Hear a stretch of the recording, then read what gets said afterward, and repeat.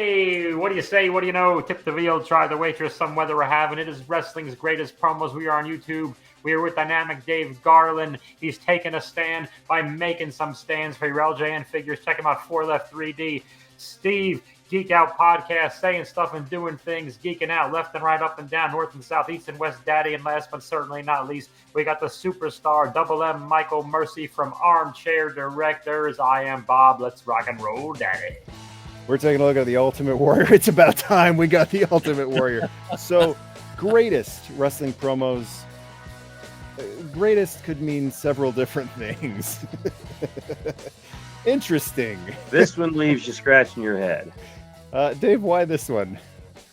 Just because it was the most out there, craziest promo. Well, when you have a guy make Jim Neidhart look like the most sane guy in the room, then something just completely fell to pieces. It's completely off the wall.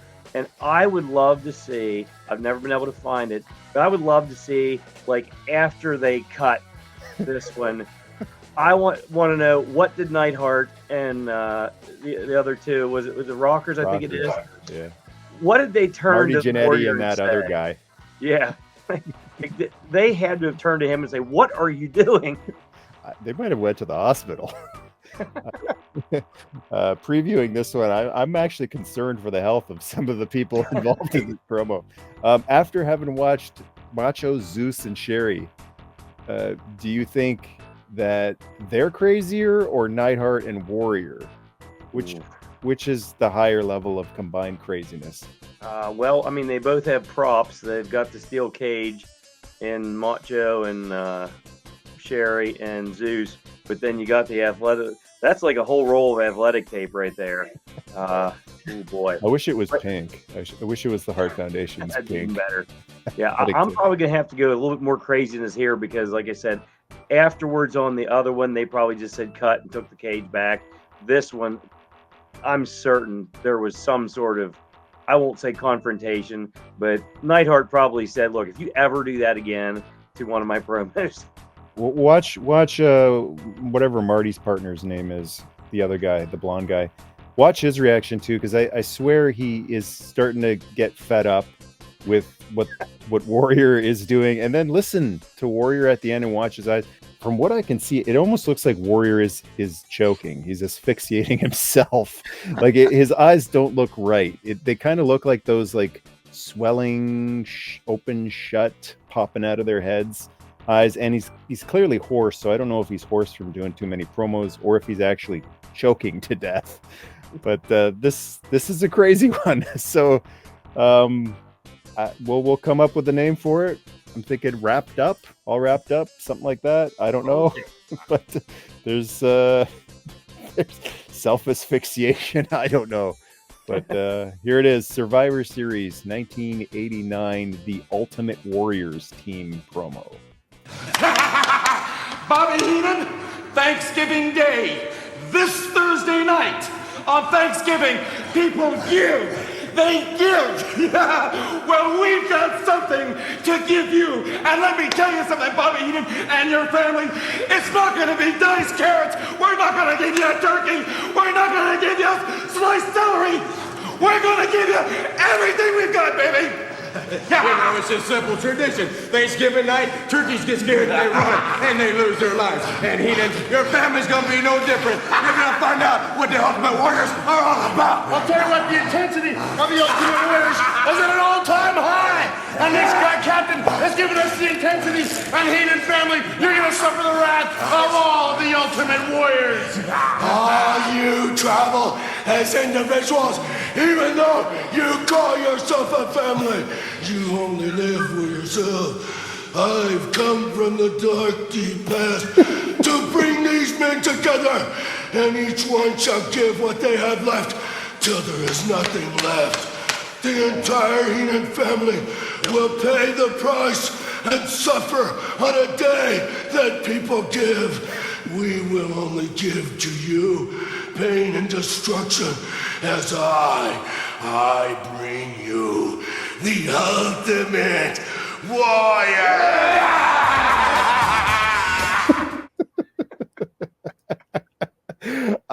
I'm more worried watching this promo than watching like Goldberg wrestling a jobber or Warrior wrestling a jobber. Michael, there's a lot to unwrap here.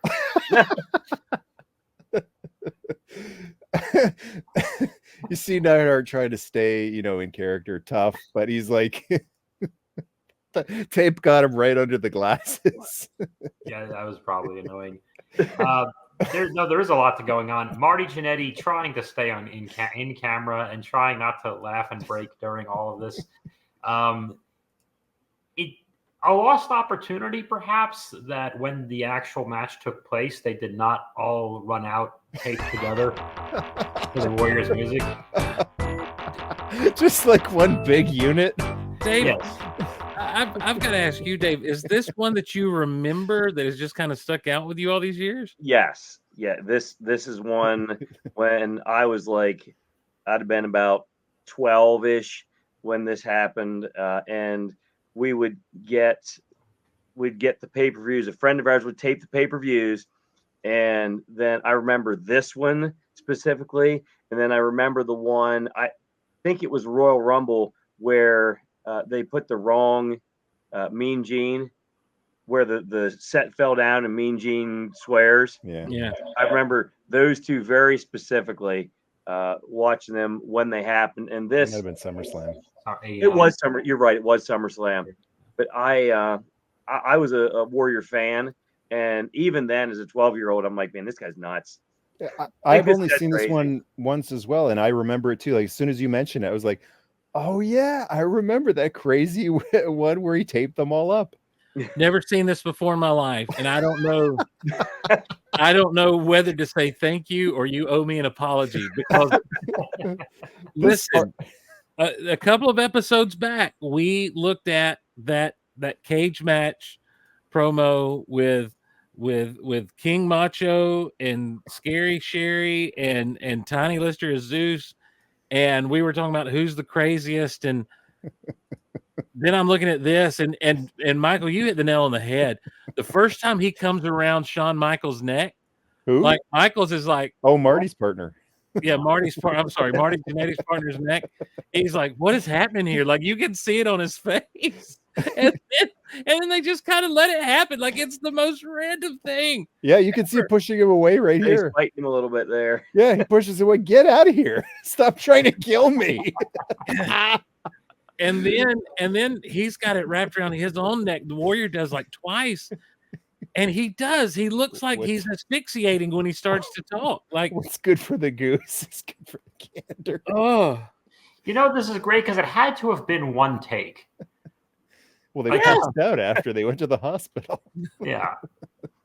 There's no way because they ran out of tape. I'm surely they were looking around for props. We always like to go back to Randy Savage's old like his cup of coffee promo but clearly he had a bunch of creamers and he was like, give me this, give me something that I could find that an object and I'll play with it. The trash to can challenge each other because they did so many promos ad nauseum just to not go stir crazy and challenge each other. The wrestlers would challenge each other and go, here, cut a promo with a coffee cup, or here, a broom, work it in. Here's a trash can. So whenever you watch those old 80s promos and a wrestler pulls out the most nonsensical thing, like why does he have a I don't know, any everyday thing that would be in the studio? Like why is there a trying to think what would like a mop the floor with you. Or a roll of toilet paper. Why is there a roll of toilet paper in this promo? Because Jake challenged him. Like, why is there a syringe? I don't know. Okay. But he never worked. Why is there a baggie of white sugar? He never though worked the idea of the tape into the promo. He just taped everyone up. Yeah. And it's not like there was no we are bound together as warriors. There's none of that. It's just I'm just an idiot. Wrapping tape around everybody. How could you not love this guy? Look at this. I don't get the hate. Like it's just so ridiculous. It is funny to see Marty Jannetty popping his head out from behind him, and Neidhart's the veteran here. Like Jim Neidhart was That's had true. been in the business for a long. Not only was he trained, by in one of the greatest places, but he was he'd been in the business forever. So he's the guy that should have been able. And he started out with the traditional, just great promo. He's doing great. And Warrior said we're having none of that today. And I think that's what's the funniest thing about it, because even when he gets to Marty Jannetty's partner and he's wrapping it around his neck, Marty Jannetty's partner just keeps talking. Like, he just won't stop. Like, he's still cutting a promo, but it's a very old school, promo from a young guy who's just doing his best. And Warrior then is just going to.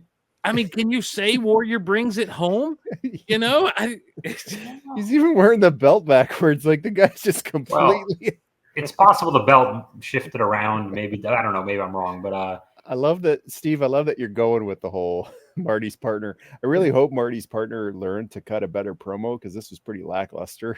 Oh, well, I don't know whatever happened to this guy. I don't know that I could cut a promo with someone wrapping athletic tape trying around to murder me. Yeah, trying to murder me right there on camera. Do you think the athletic tape should be inducted into the Hall of Fame? Yeah, celebrity wing. Yeah. Or Andrew Lauper. Get the Warrior Award. It should come out with like all the. I think this promo could have went a really good way, but the fact that he tried to strangle them and himself at the end, if he had just maybe gone a little lower with the athletic tape, but at the end, it's kind of uncomfortable. The whole final minute is kind of uncomfortable, that he's he looks like he's dying. It's this blonde guy is holding on for dear life, like in a movie when an assassin's trying to kill somebody from behind. The Warrior's definitely a couple shades darker red. Yes, into this than he was at the beginning. He just kind of Luca Brasi himself. Let's check that. Yeah, you're right. A piano wire. He's the typical shade of orange at the beginning. Well, and just look, you compare. There's another episode where we looked at Sting and we talked about Sting and RoboCop, and we got off on a Warrior tangent there for a minute, but Sting's eyes, just the whole thing about having that makeup on is it really makes your eyes pop. All you gotta do is just let your eyes go a little bit wide. And here, Warrior, his eyes are slits, and he's going out. He looks like he's going out. He's like he's going to a ref should come out and check his arm. Yeah, exactly. He's going to be no help to the Ultimate Warriors. They're not going to survive. They don't. Going into this pay-per-view too, this was a weird time where there were 5 matches that night. The Hogan match was 3rd with Zeus. And this match went on 5th. It went on last. And the last thing people saw was Warrior beating up and Bobby Heenan and obviously pinning him. And the Warriors celebration is what ended that show. And I believe they had pretty much decided we're going to go with Warrior and Hulk instead of Zeus and Hulk for Mania 6 by ending this match, by using this match to end. Though these guys do not look like they're about to win the main event of anything, particularly. This is your guy who's going to give Hogan his first pinfall loss in forever. This is when they decided this is the guy we're putting over Hogan. I love this show. This might be the most important wrestling promo of all time. He almost didn't survive the promo, but this is the guy who's going to headline. This was Survivor Series 89? Yes. Yeah. Were they not doing Survivor Series rules then? Like the whole tournament thing? So no, it's 4 and 4. Elimination. Yeah. They were just taking a break from, I think the previous 88 was 5 on 5. I like 4 on 4 personally. My brain can't hold the 5 on 5, but I like 4 on 4. But yeah, they were doing 4 on 4s. Yeah, 5 4 on 4 matches. But was it not like, you're right, but was it not like, didn't they have like some kind of rules, Survivor Series, like tournament kind of thing? Where That was 90, where all the survivors of each team would wrestle at the end, and all the heels would combine and all the faces would combine. That was 90. But I thought that was just the original concept of Survivor Series. No, they never implemented that until 1990, and that was the only time they ever did it. All right. Yeah. Huh. I wouldn't have been surprised if Marty just left halfway through this, like just was not there anymore, went out and got something to eat. Or if you saw anyone. him down like we did Sherry a few weeks back, you just saw him crouching down to get out of this promo. Yeah. I did love what you mentioned, Steve. Like what was the moment when they yelled cut? And these four men are all uncomfortably close to one another, choking on looking at Warrior, who, why did you do this to us, you buffoon? But also, we know you're a top guy. We have to be pretty nice to you now. Who produced it? I want to know who was behind the camera, who was saying, great, we're using it. Cut it, let's move on. You know there weren't any scissors on set, too. They were probably stuck like this for a while. Yes. Well, they were probably afraid to do any more takes of this after this one. Oh, listen, you can see where Marty Jannetty's partner, he's able to get out from under that thing quick and get away from everybody. Oh, yeah. He ducked out, I'm sure. But then it was kind of like, all right, guys, so want to get lunch? So have you guys ever heard any of these people talk about this particular? Like, I'm sure Marty Jannetty's partner remembers this and has something to say about it. He has to. Maybe not. Maybe he was a little too in the sauce or something. I don't know. Well, maybe not, because they just did so many of these silly things. I bet if you were to ask Sean, he'd look you straight and he'd look at you and he would say, No, he'd look at you and he would say, I don't know. They did a bunch of kooky stuff. I kind of forget, but yeah, that sounds right. And then he would give you like a non-answer like that, and then that would be the end of it. Yeah, and, like the sadly, thing about only Sean and Marty are remaining to tell us. Yeah, the thing about these promos is like they're fun for us to go back and dig into and deep dive, but mainly for the purpose of entertainment. I don't know. I think that Sean would remember that time that Warrior wrapped them up in trying to kill him if he's able to. You know, if there's no substance that would keep him from doing that. I mean, it's entirely possible this is what caused him to have to cope. Yeah, that's true. Self-medicate. That's true. Dave, when you remembered this, did this fire you up when you saw this, or were you concerned? Yeah. Well, no, I was excited. I was excited for it. It had the intended effect, but like I said, I was 12 at the time, and anytime a wrestler was on TV saying basically anything, I was like, oh, I got to watch the next time they're on. Sure. But I do remember thinking that guy's nuts. Yeah, he's completely nuts. Well, you were wrong. You had to stand out. I mean, Warrior knew his environment, and he understood that the price of what he was going to do for the following few years, the price was going to be ridicule. Like, this guy's nuts. He's crazy. He's out there. But the reward was going to be he would never be forgotten. And that's just how not just pro wrestling is, the entertainment industry is, and just the world in general. It's the people with the gift of gab, with the charisma, the neos, you know, this is going to work because it's never been done before.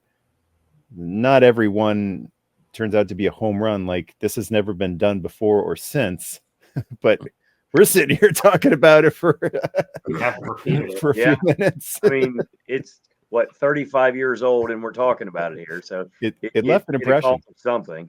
Yeah. Well, no, it leaves an impression for sure. I do wonder if plenty of impressions. Yeah, all over them. I really do wonder if it was like, hey, can you use this athletic tape? You know, I dare you to use athletic tape. Or if Warrior just saw it and he said, I'm going to bind us together with the tape that we all use for our wounds and just went to it. Oh my gosh, what a great steel shot right there. Look how angry. Look how angry Marty Jannetty's partner looks. It would be funny.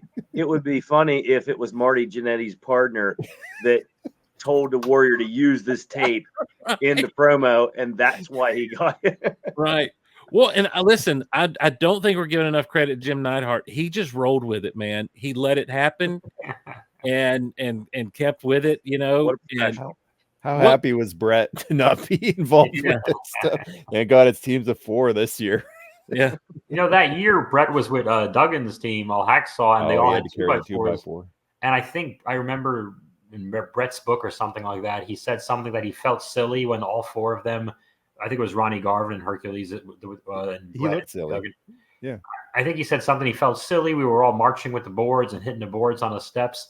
But I bet when Brett saw what Neidhart had to do, he must have gone, I guess this board's not half bad. I'll just march around and I saw that not too long ago. That match, and yeah, Brett coming out with a 2x4 looked absolutely ridiculous.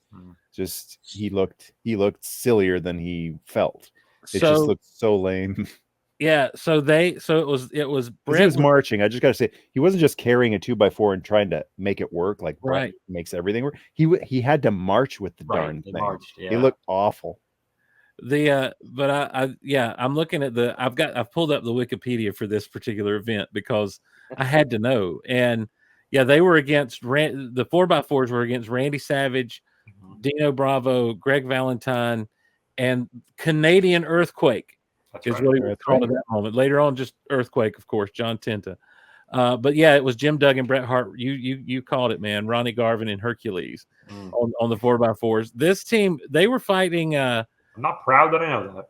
Yeah, they were after the Heenan family, and it was Andre and Haku, and Arn Anderson, and Bobby Heenan was in there with him because Tully.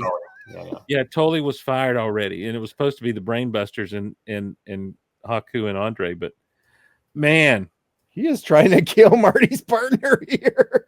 He is. Look at him. He's having none of it. Yeah, he should his hair. Yeah, he should have just gone around their waist, kept it around their arms and stuff, and it would have been like a fun little visual. But instead, it looks like he's just trying to kill them all. He doesn't want to go out there, apparently. And it got caught in the blonde guy's hair. The blonde. Neidhart's goatee, kind of, which is not good. That's where they. And I know Neidhart was intense. And he had the big intense eyes when he would take those glasses off, and he was obviously the more quote unquote crazy, I guess, of he and Brett, but he wasn't like crazy. He wasn't like Hugh Morris crazy. His crazy made sense, at least. Yeah, and he was so kind of like a sinister crazy. Yeah, he was an intense and a little bit sinister, and so yeah, he had no chance, man, with this. Like, none of these guys had any shot. The minute Warrior starts marching around them with the darn tape, it's over. The whole promo's over. Like, let the fighting begin. Yeah. And Neidhart, for the first time in his life, is thinking to himself, I have legitimate concerns. This person makes me uncomfortable. If you were to play it back from the beginning, how many seconds does it take before you stop trying to listen to the words anyone has spoken? It's 2 seconds. I can't make it past the first sentence Neidhart says. Thanksgiving, something stuffing and leftovers, beat you up tape. But that's it. Oh, no. Tape, done. Look, you guys half warned me because you mentioned the athletic tape thing. And I thought, so later on in the thing, no, it begins. And so the minute the thing started, I wasn't listening to anybody. I was just watching the Warrior. Like, what is he doing here? He doesn't get around. He doesn't get one full revolution because it breaks or something. But it's on his belt. It's sticky too. Like, yeah, it's stuck to his belt. And Warrior would always do this to his partners. Every Survivor Series team, he would do this, or any tag team partner. He would do this. He'd walk around them. He'd throw their concentration off. He did it to the Road Warriors and Legion of Doom and Kerry Von Erich when they were a team. Like, he was just throwing them off by walking around, distracting them. But this is to the extreme. Like, he's not just walking around messing up their flow. They're all stumbling over each He's attacking them. He's actually attacking them. I don't know what this guy's doing. I don't know. I wanted to kill them all. I wanted to take them all down. Look at the blonde guy. I'm fading. Caught in his earrings. I'm fading fast. Get into the ring. Yeah. When they made their way to the ring, it would have been perfect if the Rockers and Neidhart walked to the ring and they pulled a gurney stretcher behind them with the passed out Warrior. Oh. And the blonde guy is like, oh, this is the worst promo of my life. And because of kayfabe back in those days, they had to travel together like that for the next week and a half. That's right. They saved money on the hotel. Oh, the airplane bathrooms were ridiculous. Like, we're just man. Well, that was amazing. Dave, again, I don't know if I should say thank you or ask for an apology because that's all of the above. All of the above. Yeah. Thank you, and you owe me an apology. Sir. You're welcome. I'm sorry. All right, Steve, take us out. Oh, so thanks for joining us, everyone. I wish I had tape to wrap around all you guys and just show my love for you as we bond together. Check out, of course, Armchair Directors, youtube.com/Armchair Directors. 4 Left 3D. He's got an Etsy store, I believe, Dave, and you said you can contact you directly for better prices than what they can get on Etsy. On Instagram, yes. He's got on Instagram. What's that Instagram one more time? 4 Left 3D Creations on Instagram. 4 Left 3D. That's FORE, like golf, and like golf. Yes, I'm telling you, I've checked out some of these things as we've been talking. They're really cool. I don't collect wrestling figures, but I love these.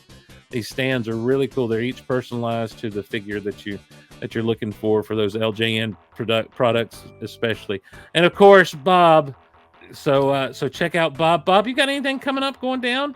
Yes, sir. San Diego Mic Drop Comedy Club. I stand-up comedy. I'm headlining the Gold Room there. There are tickets. You can get them off my Instagram. And for the wrestling fans, this is the first time I think I will ever be doing stories about wrestling for AFA's WXW, including fighting the Moondogs 2000 for the Tag Team Championship of Northeastern Pennsylvania and various counties.